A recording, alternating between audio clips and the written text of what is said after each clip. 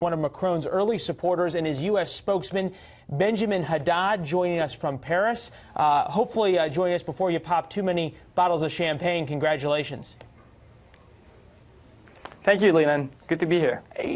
What struck me in this speech, it was in some ways, it was almost Kennedy-esque in sort of the idealism, the looking forward parts, what he promised, the bringing together. But something struck me. He says, a new page of history based on hope.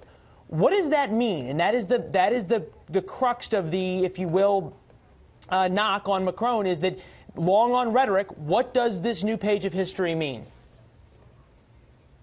No, you're absolutely right. This is an incredible message of hope and optimism that is sent by the French population to the rest of the world. We've gone through rough years, as you know, terrorist attacks, high unemployment, especially for young people, and yet you have this 39-year-old liberal, pro-European, centrist, free market reformer who's emerging, who was an unknown figure in French politics just 3 years ago, who created his own political movement from scratch a year ago, and who rises to become a French president. This is completely unprecedented, and it's a very optimistic message. Now, that being said, the task is considerable. As I said, we are fighting radical Islamic terrorism. We'll have to open and reform the job market. It is way too rigid with free market reforms, and obviously address the challenges that are faced by Europe and the Eurozone. So the challenges are immense, but it is time to celebrate tonight. Well, I'm sure you're going to be getting there. We'll put up some pictures of the Louvre celebration, which is where all of Mr. Macron's supporters have gathered.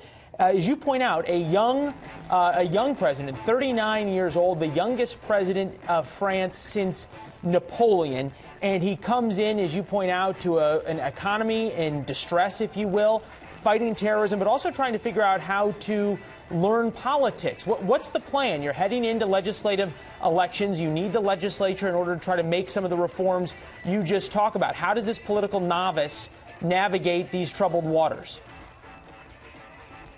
Well, you're absolutely right. So as you know, the parliamentary elections, which he needs to win to get a majority in parliament to have a cabinet, will take place in a month. And, what the French have signaled as well today with both Macron and also with Marine Le Pen is that they're fed up with politics as usual. France has been governed by the left and the right, the socialists and the Republicans for the last 40 years. Both of these parties were eliminated from the second round. They arrived third and fifth. What does it mean? It means that the French population wants change, wants new faces, wants new figures in parliament. And I think they will be consistent, and it will give Mr. Macron a majority in parliament next month to especially embark on his ambitious project of a reform, especially, as I said, to, I think, the job market. Obviously, we'll allow you all to savor this victory, but I want to get this in. Marine Le Pen, depending on how the exact numbers work out, will get between 11 and 12 million votes. She is the daughter of a Holocaust denier.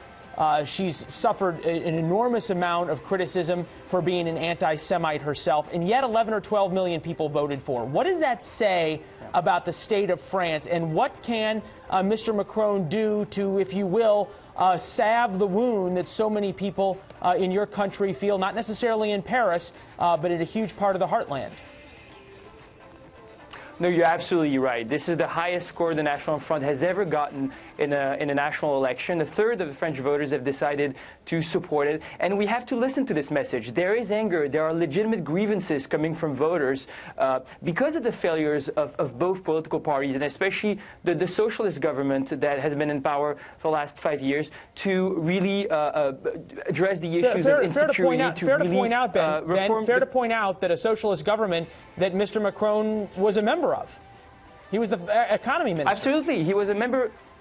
He was the economy minister for 2 years. He tried to reform, and he was blocked by his own majority. So instead of shutting up, he actually decided to resign and create his own movement a year ago. His candidacy is actually a consequence of his tenure as economics minister, as in the blockade that he saw. And I think most French people saw this. This is why they decided to support him. But it will be very important to address these grievances when it comes to unemployment, when it comes to terrorism, when it comes to the shortcomings of the European Union. But doing it differently than the National Front. The National Front is hijacking these grievances with a message of xenophobia, of racism, of anti-Semitism. So we'll have to give real solutions, pragmatic solutions and reforms to address this anger. Well, a lot of work ahead for you and for a very young president that you helped elect. Benjamin Haddad, the U.S. spokesman for Emmanuel Macron, now president-elect of France. Ben, enjoy a couple bottles of champagne tonight. The work starts tomorrow.